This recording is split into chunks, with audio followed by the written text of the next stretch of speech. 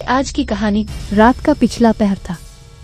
गांव के किनारे पर एक जमीन थी जिसे लोग काला खेत कहते थे।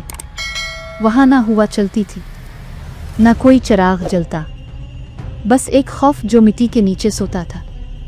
कहते हैं इस जमीन के नीचे कुछ ऐसा दफन है जो इंसानों के लिए नहीं। अहमद, एक शहर का नौजवान फोटोग्राफर, उन किस्सों पर हंसा करता था। इसने अपने दोस्त फहद से कहा, कल रात हम वहां चलेंगे, देखेंगे क्या वाकई वहां मार्दे निकलते हैं या ये सब कहानियां हैं।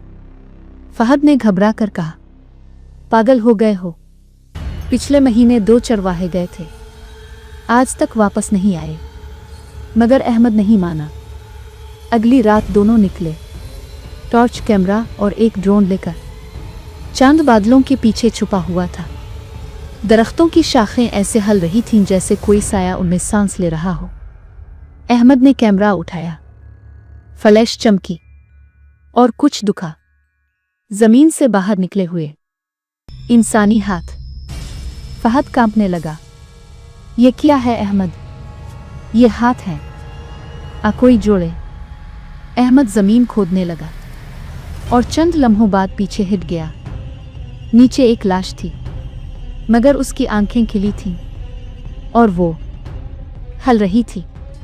जमीन लरजने लगी, मिट्टी फटने लगी और एक के बाद एक मार्दे बाहर आने लगा। उनके जिस्म सड़ चुके थे, लेकिन चेहरों पर अजीब मुस्कुराहटें थीं।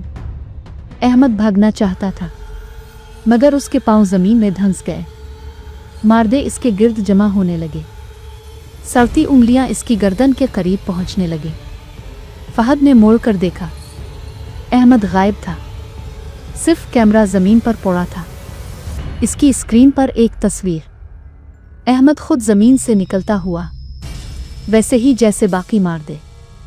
अगली सुबह गांव के लोग काला खेतों के करीब एक नया मिट्टी का अल्फाबेरा हुआ टीला देखते हैं और वो जानते हैं एक नया मार्दे शामिल हो चुका है। यह है वहां जहां मार्दे निकलते हैं, जहां जिंदगी